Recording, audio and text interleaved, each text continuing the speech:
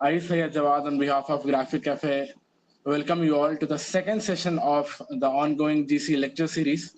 This is the second session we are having as a part of the GC lecture series. So today the topic of discussion would be entrepreneurship, right? A very popular one, entrepreneurship, right? So today we have the wonderful Sayanee Bhowmik with us. I hope I didn't get the pronunciation wrong. I'm sorry if I did. So hello, are you with us, Sayanee? That's all right. Not a problem at Yeah. all. Hi, Sayanee. How are you? Hi, all good. How are you? I'm all good. So, okay, Great. so today's topic is, as you know, it's entrepreneurship. So we have the beautiful Sayanee Bhowmik.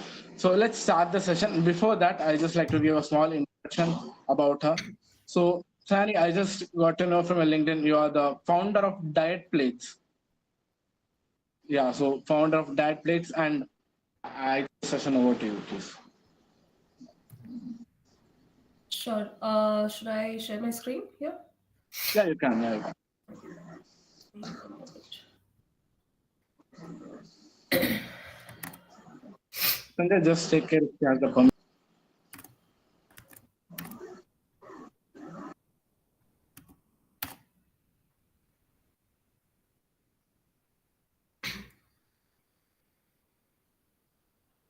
Can everyone see it? Yeah, yes, Sayanee, you can. Great. Thank you so much for inviting me. And so I think there are a few things that I would like to clarify here and like who I am and where I'm coming from. So I started a company called Diet Plates. Worked in is investor relations. Just to give you an idea, investor relations is basically uh, involved with fundraising and also like managing the investors in the company and external investors, stakeholders, etc.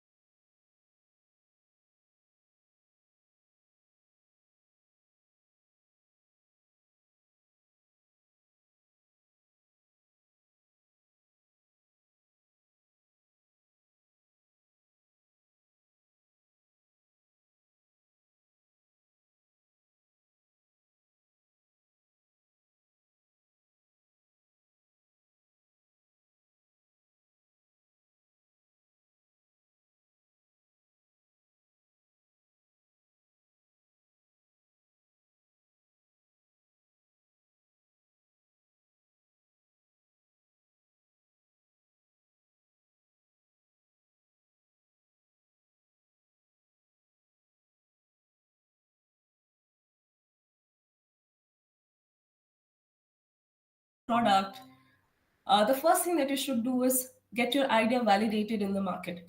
Now, don't get your idea validated by your college friends, first degree, your parents, your relatives. They're not the right person for any idea validation, even if they are the right customer, because they'll have their own biases. Go into the streets, go into the market, get to explain what the problem statement is and what are the solutions that you're trying to offer to at least 50 to 60 people, and understand what the feedback that they have, and if that problem statement is relevant to them, and are they willing to pay for the solution or not, because ultimately it comes down to revenue and payment and profitability, etc. So that is very important to understand. Second, even if that's one way to do it, sometimes people also get wrong due to that feedback loop thing. So by Kunal Shah, he is the founder of Cred and Free Charge. So he coined a term called Delta 4 principle. So let me just give you an example and try to explain through that. Uh, Everybody must have heard of IRCTC, right? The online portal for to book train tickets.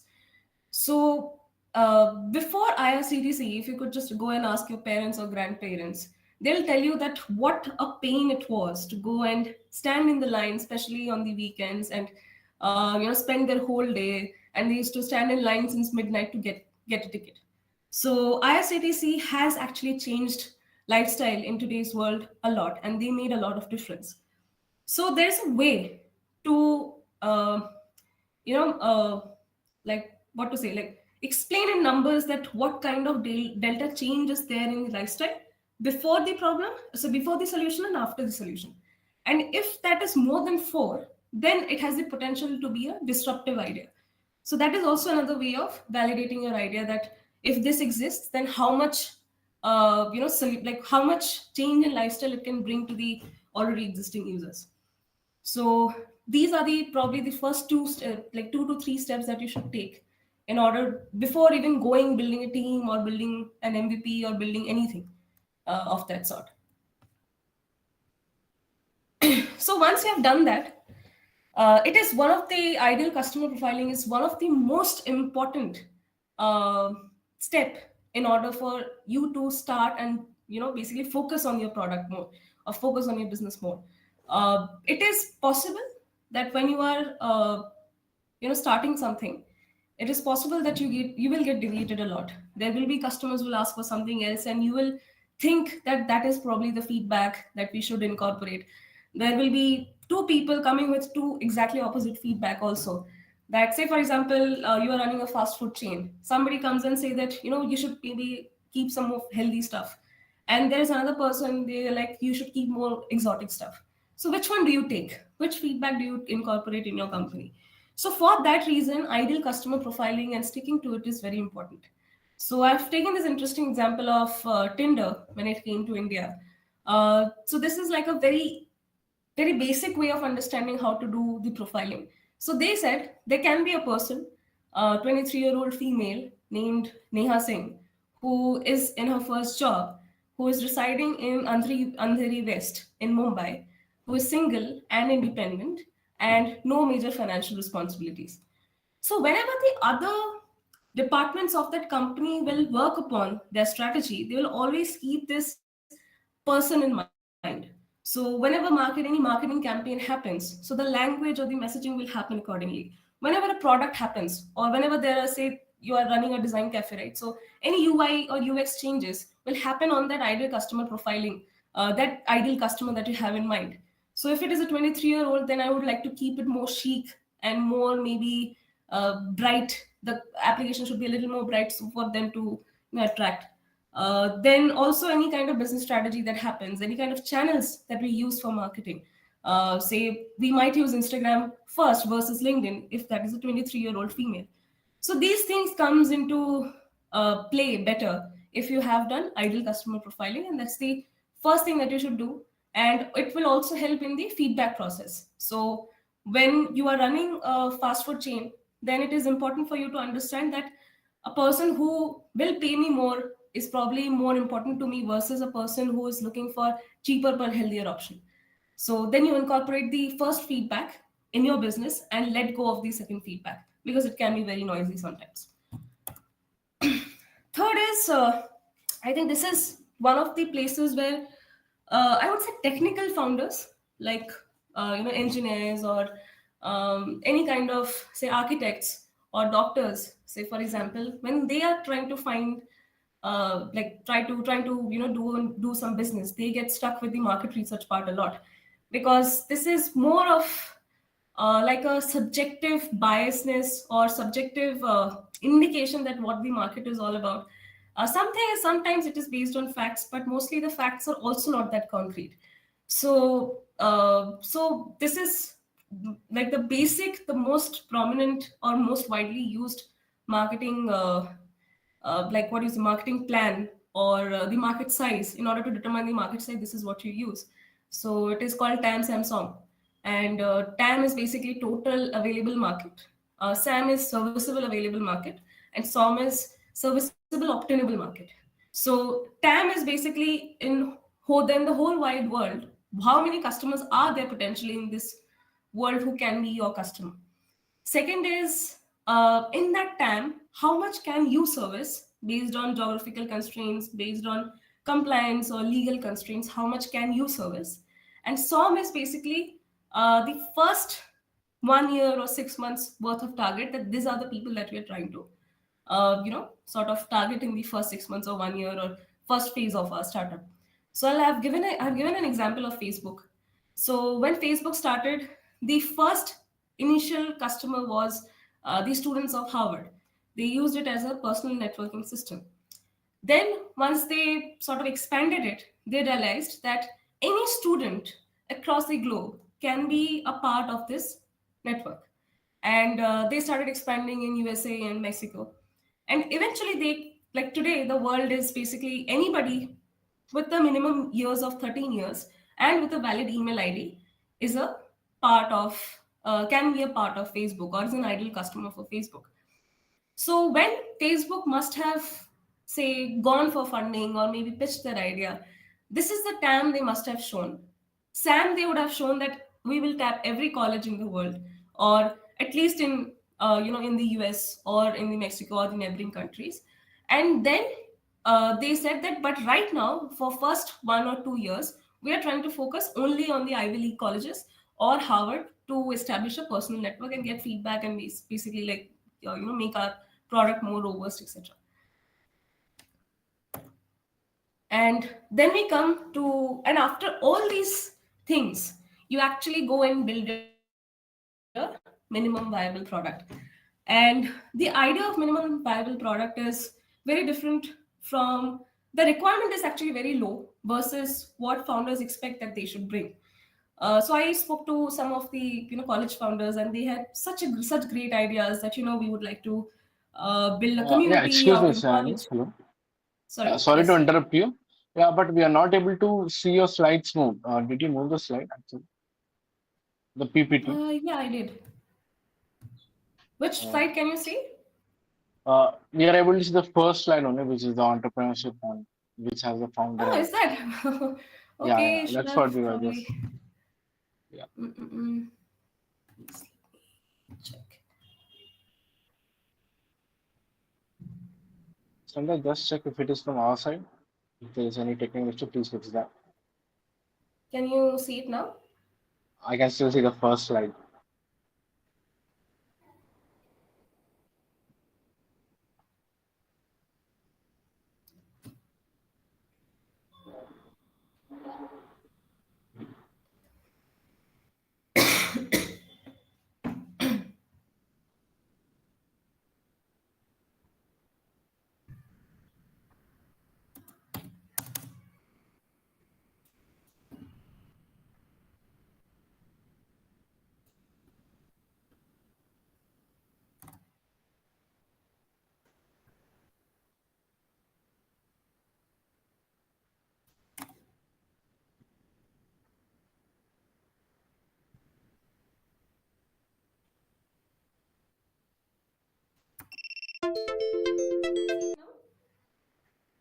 The other Yeah, screens? yeah, we can. Yeah, yeah. Yes, we can see Okay. that. So maybe Oh God. slideshow problem. Yeah, yeah. Yeah, Fine, it fine. took me so much time to make it. You could have just told me, no? You didn't Yeah. really see my art. So So yeah, like this is the second slide that I explained about Ola, Uber, etc. Yeah. And idea validation and Delta 4 principle, ideal customer profiling. Let me know if you want me to repeat any of those. Yeah, just a brief overview would be great. Just a brief overview. Okay, so I think the first thing that I touched upon was that people shouldn't sit idle and maybe wait for that unique idea to hit them, because when it comes to investors, they are not really looking for a unique idea to, and sometimes a unique idea also make it a little less attractive for investment. So maybe if you have the zeal to start something up, then find the existing solutions available in the market and try to find the gaps in that and try to build on or maybe improve that service or the product that is already available. So I have listed down three unicorns that are there, which got inspired by some other player which already existed in the market when they started. So let's say Ola got inspired by Uber, Flipkart got inspired by Amazon, and Google got inspired by Yahoo. So even like taking inspiration from an existing player and making it a better solution do not stop any company to become a unicorn or be successful. So rather than focusing and waiting for that idea to hit you as an entrepreneur, you should always focus on the distribution and the execution part more than any idea. So um, it should exist somewhere around you. You just focus on that and try to build or strategize something around that. Second is idea validation and Delta 4 principle. So idea validation is basically the first step that you should take once you have something in mind, something innovative in mind. So you shouldn't just wait or maybe just start building the product on day one, because sometimes as founders, what problems you are facing and you think that it is a big problem might not be that a big problem in the market. And you shouldn't go to your, in order to validate your idea, you shouldn't go to your first degree connections like your friends, family, relatives, because they will always have biases. So try to get at least 50 to 60 people on the streets to and explain that what kind of service or product that you're trying to build to solve a problem statement, and ask them if you are willing to pay for it. And that will give you like slight idea if this market is big or not, or is it worth building or not. Second is Delta 4 principle, which was basically coined by Kunal Shah. So there, it is another metric to understand if an idea is worth pursuing or not. Also understanding the potential of that idea. Can it be like a disruptive idea? Can it disrupt the market? So let's say take an example of IRCTC, an online platform to book your tickets, train tickets. So you could ask your parents and grandparents that how much time it took them to book one ticket. They used to stand in line since midnight to get the tickets reserved. But after IRCTC, the problem statement is probably not existing today, because it is very easy to book a ticket, and you can book ticket today and you can go tomorrow. So there's a calculation through which you can you can actually measure the delta like delta of the lifestyle before and after the solution. And if it is more than 4, then it is understood that it has the potential to be a disruptive idea, and it can actually have a lot of potential. Third thing that is actually ideal customer profiling. So this is one of the most important steps when you are starting up, but most people or most young founders or first time founders do skip this one, because I don't know, for lack of knowledge, or maybe they just think it's not required. So the example that I gave was, let's say you run a fast food chain restaurant, and there are two customers coming in. One customer is saying that you should add more exotic fast food menu in your fast food options in your menu, and there is another person who is coming and saying that you should add more healthier options in your menu. So in order to understand like which feedback to take in into your business, it is important to understand the customer that you are trying to reach out or maybe target. So that's the reason ideal customer profiling should be there. Second is Second significance of this thing is that whatever team that you have in your company will be able to visualize the kind of person they are targeting. It especially helps in marketing. It has especially helps in product. It also helps in business strategies and channels through which you will be communicating through to your customer. So one example of that is Tinder. When it came to India, they did a customer profiling, and they said that we are targeting a 23-year-old female whose name is Neha Singh, who is doing her first job and is residing in Andheri West, Mumbai. She's single, independent, with no major financial responsibilities. So this gives anybody in the company an idea that what kind of customer are they targeting. Now, definitely, every customer that comes along will not exactly like fit this description, but this gives an idea that um, she has to be a young person who lives, who is doing her first job, and because Mumbai is an expensive city, so definitely the kind of income that person has have to be more than the average city that there is. But she's residing in Andheri West, which is a much more cheaper place to live in Mumbai than the other part. So she has like a middle income level, and she's single and independent, and she do not have any major financial responsibilities. So she is willing to date. So these are certain things that actually keep the startup more focused in what they're building and do not deviate a lot. So in the first example that I said, if you're running a fast food chain and if you're targeting people who will eat more fast food, so it is better to go with the first person versus the second one. So taking the feedback, incorporate it into your product versus the second one, and just let that feedback go. Do not consider it in your business. Third, so another thing that I spoke about is market and founders who do come from technical backgrounds, especially like engineers or any lawyers or doctors for that matter. They do not understand the idea of market that well. Like, say for example, an investor comes and asks you, what big market do you have? Now, how do you get those numbers? How do you research on that? And what is the approach that you should take? So the most commonly used framework is TAM SAM SOM. So TAM is basically the total available market in the world, serviceable available market, which you can target, say, in the like that is accessible to you because of geography or legal requirements. That is something that you can target, say, in the next 2 to 3 years or 5 years or so. And serviceable obtainable market is basically that market which you're focusing on for the next 1 or 2 years.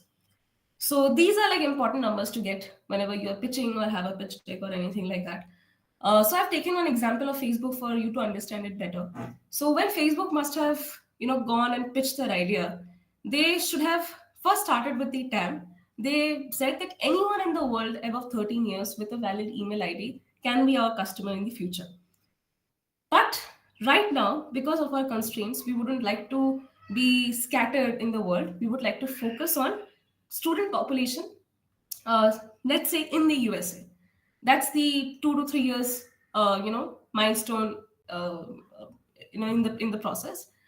But right now, before once we launch it for next 2 years, what are you going to do? We are only going to focus on Ivy League colleges and give them a personal networking platform and understand feedback from them and eventually build it from there. So the TAM is basically the most attractive part of the whole pitch deck. It basically gives an investor's idea that what is the potential that you can tap in the upcoming future. So that's that. Yeah. Somebody raised their hand. There is one question here. We'll take the questions at the end of the session if you don't mind. Sure. So another thing is, after you have done everything, now the focus should be on the minimum viable product or the MVP. Some people call it a prototype as well. So, but again, the idea of prototype is very different for the investors versus what the entrepreneurs think. A prototype doesn't have to actually function well for the investors to invest in. Let's say Ola for an example, they started their operations in 2010. Till 5 years of their operations, you could only book a Ola cab through phone. And I also like came across some founders with some very interesting ideas who are in college, and they said that we want to create a community and across all the colleges in the country, and we would like to have like have different services associated with it. And but the first step was to get some traction from the existing college, understanding what they have, are they willing to pay for the service or not. Versus his idea was that we will create an application first, we'll create a website first, and that is not really sustainable when it comes to like pitching your business or getting into the business. So try MVP is not supposed to scale. So this is something that is very important to understand, right? MVP is basically a small functioning thing where people are coming, there is some traction, the execution has happened, and people are maybe paying for it also. So that is a much better MVP than an application which has good UI but no users at all. So yeah, so whenever you try to build an MVP, you try to think through that, and yeah. So then the last part is basically funding. And the question that comes is that when to raise fund, because there is a lot of noise around startup founders who raise funds at pre-seed or pre-seed, like they just started, they have an idea and they get a funding. Some people get funding at seed stage. Some people don't even get funding for 5 years since their operations. So ideally speaking, you actually should raise money when you can, but it is easy for people who have decades of experience into the field and are trying to start up in that field. So versus young founders, first time founders who have never executed anything and want to get funding. So the ideal stage to get a funding is once you have an idea or offering in place, once you have a small functioning product in place, some amount of customer traction, paid customer traction, and a product market fit. So product market fit, just to like, it's a very vast subject in itself, but I'll just maybe touch upon it a bit. Product market fit is basically, let's say when your product is on autopilot, you do not need to push any money or any campaign for people to get attracted to your product. The one of the biggest example is Truecaller. So once Truecaller, they actually spent zero on their marketing because people just understood what kind of problem it was solving and people were downloading it regardless. So they found that product market fit pretty early on their career. So once you have that product market fit, you get traction without spending any money or making any effort. It can be small, but that's how it works. And also a little bit of growth, say like approximately 10% per week for a few weeks. So that's an ideal stage when you should actually approach VCs or approach investors and try to get funding in order to expand more. So that's it from my side. I wanted to keep it short because, as I said, that entrepreneurship is subjective in nature. So I'm open for any questions that come across, and I'll answer those. Yeah, sir. First, I would like to ask one thing. You know, around this Indian startup wave and everything, there has always been a myth that most of the Indian startups, the big ones as well, are loss making or something like that, isn't it? So Yeah. we always used to hear that. So how do you Yeah. define success when it comes to entrepreneurship or startup and everything? So revenue, okay. Yeah, As an investor, there are two kinds of businesses. Okay, one is investable business, another is non-investable business. Investable business doesn't always need to make profits or revenue or has to be profitable or anything that we think or have a notion about business in general. Sometimes non-investable business can be also businesses which have a lot of profit, they are gaining a lot of profit, but investors do not want to invest in that company. Now, there are certain companies which are loss making for sure, but the mindset of investors is that the market capture has to be bigger versus the amount of revenue that you have. So sometimes founders do not think about the revenue at all or the profit at all. They are just burning cash in order to expand their uh, market share. So that is more important, because once you have that, even if you place a very small fee, you will be profitable within like 1 or 2 quarters. So that's more important. And also, for investors, investors do not earn money from the profits of a company. They only earn money when there is an exit of the company. Okay. So there can be different forms of exit. Like the company that you build can be acquired by some other company. Then there is an exit that is happening. It can go for IPO. That is also an exit that is happening. Also, if you get another round of funding, that is also an exit that is happening for the investor. So investors are more focused on making the business more likable and attractive versus earning profits. So did that answer your question, or you have any add-on question onto that? Yeah, I did. So basically, not the revenue is not the only thing. So yeah, I did. Thank you. There is one more question on YouTube Yeah. uh, from Vivek Ranjan. Can you please share a bit about your journey as an entrepreneur and how did you get started? What inspired you to pursue entrepreneurship? Okay, that's great. I think I come from a business family actually. So my mom has been an entrepreneur her whole life, but she always told me not to do it because it's tough to do it. Okay, like it sounds fancy, it is nice, but the kind of pressure it comes with is not everybody's cup of tea. So I was studying for journalism. I did it for some time, but eventually during COVID, I realized that maybe I would like to do something more. So that's when I started it. And I saw a problem statement at that point, as I mentioned, that people like lifestyle disease patients, like say diabetic patients or hypertension patients or PCOS patients, there are a lot of dietary limitations for them. So I saw one person like that, and it made me think that can I do it? So I started from home.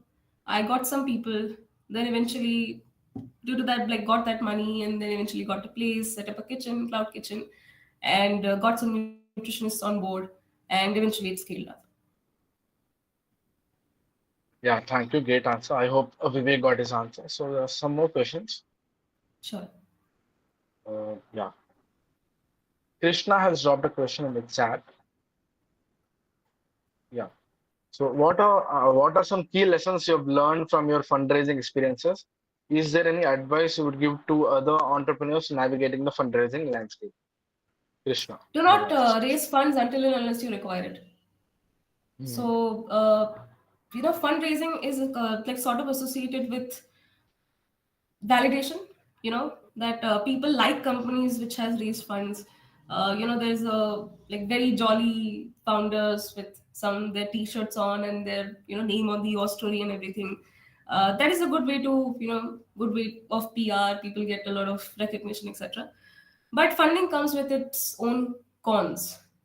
So I'm not sure if you know this founders of Zerodha, Kamath brothers, right?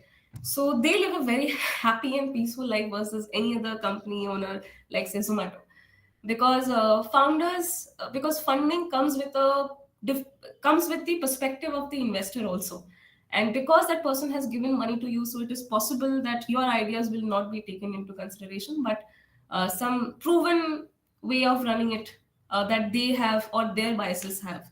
So you lose a lot of you know freedom when you go for funding, that too at a very early stage. So yeah, so in my experience I've realized that like this is something that I always say, that funding should not be your first priority when you are doing your business or starting up. That's the like last resort that you should have. Yeah, that's a great answer. I guess many of I'm and sorry many guys, of there's a lag. Hello. yeah, hello. Is it clear now? Yeah. Yeah. Yeah, I love the answer that which you said funding is not the primary thing which you should be considering. I hope Right. Krishna got his answer. So one more question from the YouTube we got. What advice do you have for entrepreneurs looking to build a strong professional network? So related to networking. Yeah. So there are actually many, like it was probably a problem 10 years back, but it is not today. There are many networking events that happen. I think one of the most popular one is eChai. So if you're in Bangalore or any other metropolitan city, it is likely that there will be a network like that. So that's the, I think at least till date I've found that is the most effective way. Then you can definitely like be much more active on LinkedIn. LinkedIn is a great place to network. Also, depends on what is the priority that you have for networking, right? If you are trying to understand what you're doing is right or wrong, then it is more important for you to find a person who has lived your path or who has gone through your path, in order for them to come back and say that, this is what I did wrong and this is something that you shouldn't do. And if you're trying to say find synergies, like say for example you're a tech entrepreneur and you want somebody in business, then again I think you should do the same thing on LinkedIn, that find people who are exploring ideas and reach out to them. So LinkedIn and some in-house, like some, what do you say, in-person networking events that Meetups. happen. These are free. You do not need to pay any money for that. Yeah. So LinkedIn and some Yeah, networking maybe you meetings. can. Yeah. Yeah, networking event. Each is one of the most famous one, so you could try that. Okay. Yeah, Yeah. that's free. I hope Krishna got his answer. And one more question from Rahul. Entrepreneurship often involves taking risk. What was one of the biggest challenges or risk you faced, and how did you overcome So I think the biggest risk I took was I dropped out for 2 years from college because I couldn't manage the business that I was doing and the studies at the same time.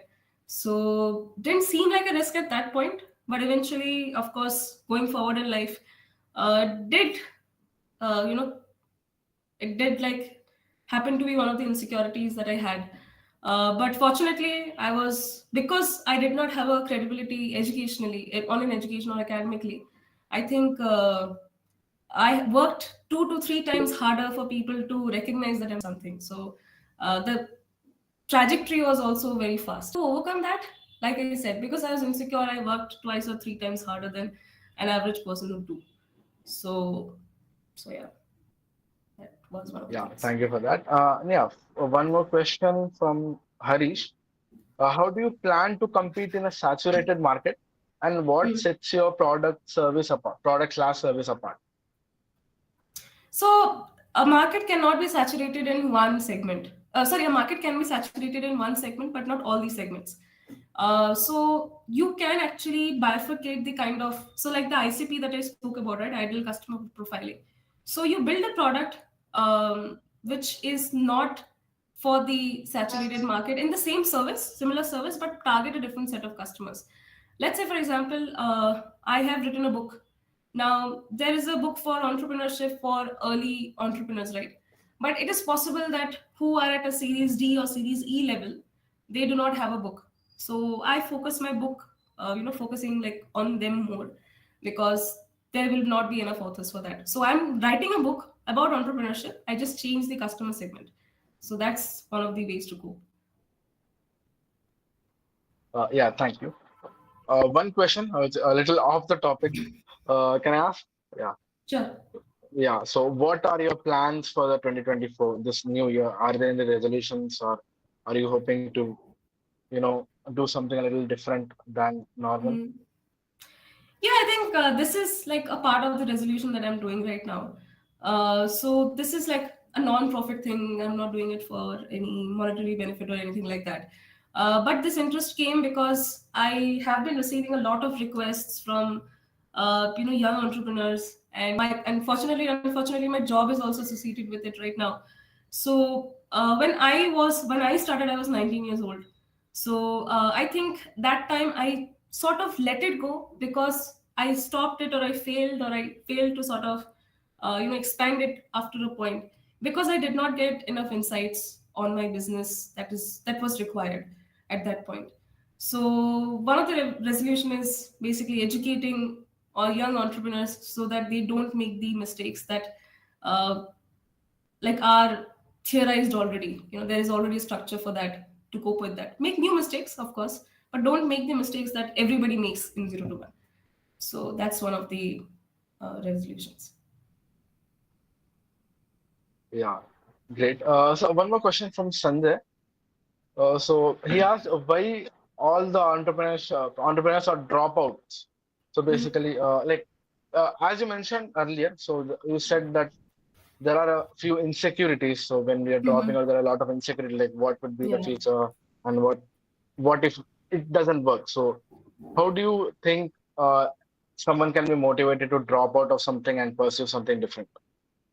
Sanjay I do Hamas. not advise anybody to drop out.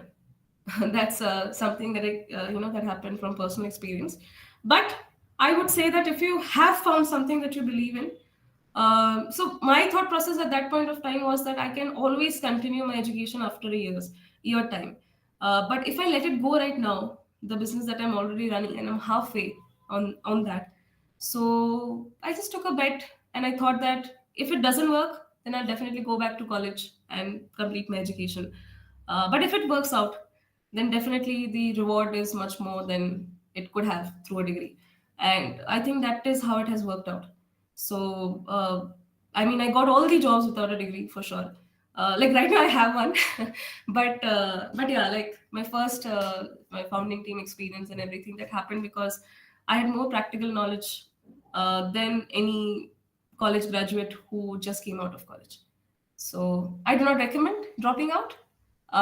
But if you have found something which has like a lot of meaning attached to it, then it will automatically happen. You don't need to externally motivate yourself. Yeah, I hope Sanjay you got your answer. And one more question. I think someone has raised the hand. Yeah, Sanjay, do you want to ask one more question? You just raise your hand.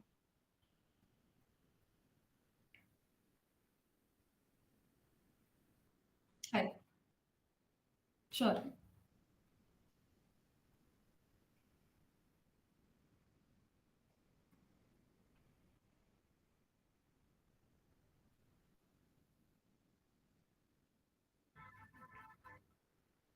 Yeah.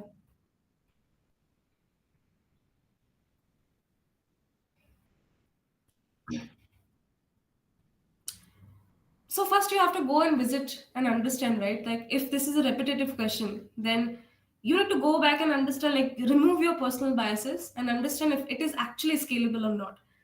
And if yes, then I think there are some frameworks through which you can sort of explain, right? Like I mentioned, say here in TAM Samsung. So it's one of the criteria that basically explains that this is what we are going to do right now, but eventually, in order to capture SAM, we are going to do that. In order to capture TAM, we are going to do that. So that actually helps, like indirectly helps an investor to understand that this is the market that you're trying to capture, and this is how you are going to scale. Also, I think one important thing to understand is go to the right investors. So I work at a robotics accelerator venture capital who funds robotic startups at their early stage. So robotics is something that is not understood by most of the investors out there because, as I said, investors come onto the board. Definitely, they come with a lot of experience, but they come with their own biases as well, as a individual or as a firm or whatever. So most of the startups that comes into the incubation program, they have failed to raise a lot of funding because whomever they pitched, they all asked for an MVP or they asked for a product or a commercialized product. But robotics is one of those fields where in order to get to that productization stage, they need at least 3 to 4 years and they need to burn money for that. So somebody who understands this is more important then maybe changing your pitch. If you think it is scalable, then maybe find people who actually understand what you're talking about.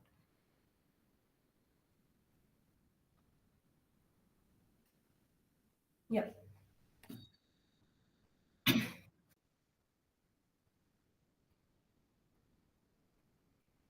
No, you should always create so like I said in this funding slide, funding is actually like the maximum amount of possibility of getting a funding is after prototype, and not only prototype but finding the product market fit as well, which is again like a task. And also there has to be a growth associated with it, so that time you will be a very attractive investable business versus pre-prototype or ideation stage. uh, Again, like I mentioned in the MVP slide, right? The prototype is not exactly what we think it is. You don't need to create an application. You do not need to create a website for that. It can be as simple as a WhatsApp group where people are availing your service. It can be as simple as some, like you have created like some product and you are selling it, in college campuses. So it can be as simple as that. You do not need to spend a lot of money in it, but try to explain somebody that, I mean, traction and execution again is more important than how the product looks or anything. Post prototype for sure, but do not put in a lot of effort into it, and don't try to make the perfect one. Sometimes it will not work while you are pitching, sometimes it will fail, sometimes some bugs will come up while you are pitching it. Just are fine with it most of the time, they do not care really. There are situations where entrepreneurship should prioritize business objectives over moral considerations. Or do you think that maintaining a strong moral compass is crucial in every business decision? Because as we have seen, you have given an example of Facebook, which is now Meta. It's like they were even questioned by the US judiciary over the data breaching thing. Yeah, So how do a person should navigate between business success and moral principles? I think none of the business is sustainable in the long run if you do not have a moral compass, because uh, you as a leader has to have that. Even say sometimes what will happen, that you are running a big organization, there can be some salesman who did some sort of mis-selling, or somebody who leaked some data. But you as a founder or you as a leader always have to have that moral compass, else people won't trust you in your company. And no company is built without people. So that's one of the things that you need to have in your leadership. But yes, sometimes the idea of morality changes from culture to culture, right? So let's say, for example, mm, maybe service or hospitality is something that is very important for our culture, but when you go to any westernized country, then that might not be that a big important thing for you, right? So you can cut down on hospitality and maybe not respond to them that often, or do not have that great of customer service, versus a country like this, India or China or Southeast Asia. So again, that was a very generalized example. I understand what you're talking about, but I do not have an example in my mind right now. Uh, but yeah, like maybe try to find a way out of it if it is profitable for your business. But if you internally think that is not okay, then no expansion is worth it. Thank you, Saini, for the answer.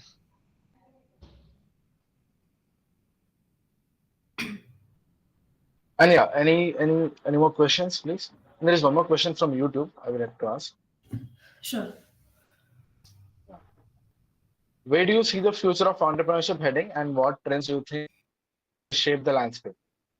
How do you stay innovative and stay ahead in the competitive market? So I think a lot of businesses will shut down because of AI. Because if there is AI which will compete with the existing businesses, so there are like many businesses which can be replaced by AI, right? Like let's say for example, Slack is one of those. So have you heard of Slack? Slack is basically an official like intercompany communication system like WhatsApp, but it is end-to-end encrypted for company communication, confidential information, etc. So AI, I think there was some example that some company created a Slack alternative by using some sort of AI tool. So again, we have to understand that it has to be AI proof. Whatever we build today, whatever, if there's even a possibility of AI disrupting that market, you always have to be AI proof, or maybe integrate AI into your product, because that's one of the most important things. Second, because of AI, a lot of things will be automated, and a lot of authentic things will be not available anymore. So I had this interesting, concept that maybe because of AI, there can be many songs that we hear today can be generated by AI. A lot of designs can be generated by AI, and it is possible that going forward, we will always have a hype about originality or original songs or original paintings. They will be valued much more than they are today. So people will probably follow passion more, because that will be more rewarding versus doing any repetitive job in any company. So maybe keep this in things in mind. What is working today will not work after 10 years if it is not AI proof. So that's where I think entrepreneurship is heading. Yeah, thank you for that. And one more question, if you can. Sure. Vipul Yadav has asked, entrepreneurship means jumping into the market with many more contenders. How should we make our product more distinctive, by price or by quality? He's asking by price or by quality, keeping Mm-hmm. in the mind that initially better quality demands more capital. Mm-hmm. Right. Yeah, that's it. So you have to understand for whom are you making the product again. It always comes back to the fundamentals. Okay. So let's say price and quality. If you are building more quality, then you'll charge more for that. Then price cannot be a competitive point. But if you're competing on the price, then quality will not be one of your competitive point, because if you are keeping low price and also have great quality, then it is likely that you are burning cash. Burning, you are non-profitable, you do not have any revenue, and you are spending much more than you're actually earning. So though again, in investor landscape, it is definitely like a good idea to do that. But if there is a recession, or if you do not get another round of funding, or if you do not get enough capital to sort of burn it, then you will not exist, as a business. You will vanish very soon. So, uh, so I think understanding what kind of customer you're catering to is more important to understand that whether you should compete with quality or with price. Prices for retail, like middle class, people who would like to have the same kind of or similar kind of service at a cheaper price, versus quality, where you will always have less volume, but the quality will be much more higher, and definitely will charge 2 to 3 times what you would charge the retail customers. Both cannot coexist. Yeah, I think just one last question. So, Sure. yeah, yes. Can I discuss the importance of a strong team in success of an entrepreneurial venture? Having said that, we don't find like-minded people that easily these days. Mm-hmm. Yeah. So I think when you are starting up, the founding team is something that will set the foundation for sure. In order to drive a team, you will not find obviously perfect people out there in the market that you just get them and they will just be with you. That's not how it ideally should work, or ideally works also.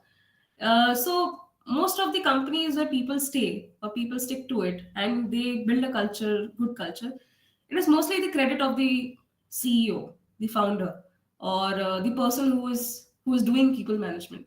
So, like say for example, I worked at Reserve. We worked way too much in the initial days. We worked 7 days a week and we worked 12 to 13 hours a day. But I didn't feel like that because I think our CEO was really, really charismatic and he could motivate a lot. Like he made it his mission that even though I do not come from this background, or if I do not associate with the vision of this company, but still I make sure that I give my best because my founder is expecting me to, and you are sort of influenced by him. So setting he set the example all the time, so that is something that can happen. Also, it is very important to understand another thing, like this is one of cases where you like get like really motivating founders. Another thing is that always the founding team will not stay with you. It is likely that they will leave after 2 years of operations. So take this in mind that the first team that you build are of less experienced people and they are generalist. They will do everything for you. And once they leave, you will have to hire more specialized people into the company who will head different departments and they will build the team from there. So these are certain options you can definitely think of. And yes, it is tough to get people. So be a good leader and maybe motivate them more. Yeah, thank you. I thought that was the last question, but can I ask one more question, please? One more Sure. question. Yeah, yeah. So, how much equity should be burned in the beginning? This is one of the questions on YouTube. How much equity should be burned in the beginning? At what stage? Beginning, there are many In the beginnings. beginning, in the beginning, how much Okay. equity should be burned in the beginning? Mm-hmm. So, in order to like come to that value, it is important to do a peer analysis. Like, let's say there is Ola and Uber. So it is important to go and understand that what Uber raised during their seed funding and what was the valuation. So through valuation, definitely you can back calculate and understand that how much they diluted. So you use it as one of the metric to go and say that we would like to, this is the example that we have. We have done some peer analysis, and I think that we would like to stick to this metric only. So that is one of the ways to sort of get the right valuation and get the right equity dilution, etc. The equity dilution happens the most in the seed round, and that too before product, or when you have nothing really, just an idea. So that time people lose up to 40 to 50% of their company if they go early. And if they go after their product has been built, or if they have like a little bit of PMF and there is some traction, then it is likely that they'll they will dissolve around 20 to 30% of their equity. And if they're going after, say, post revenue or post PMF, and there is a steady growth in the company, then you can expect around 10 to 12% dilution in the seed stage. Yeah, okay. Thank you, Ms. Sayanee. I think we have reached the end of the session. I That's don't right. see any more questions. Yeah, I think. Yeah, first of all, I have yeah, my yeah, LinkedIn QR code, just in case if you think of any other question in mind, then you can definitely reach out to me there. And yeah, happy to connect separately, just in case. sure. And yeah, on behalf of Graphic Cafe, I would really like to thank you for joining us and accepting our invitation even in a busy schedule. I really like to thank you. And thank you guys who have joined through this Google Meet and the YouTube as well. Thank you so much. And yeah, so That's one great. more thing, just before we leave, can we have just one screenshot before we just leave? Sure. Sanjay in the back end, can you please take one photo, please? I think you can just put a thumbs up sign here, please.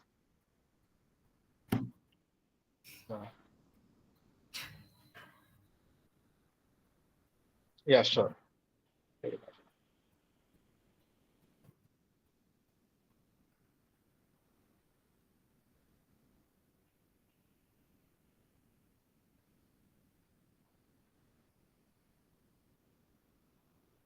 Sanjay, do it fast.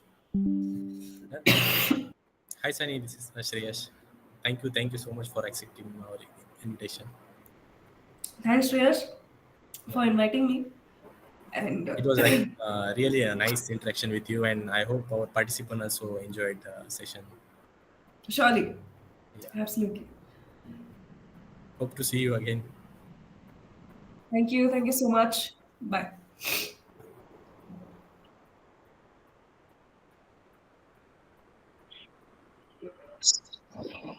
क्या संजय आज क्यों गड़बड़ कर दिया इतना? Sanjay bhai, how many questions did you ask total? अरे संजय भाई कसम अरे stream and all, stream and first, stream and.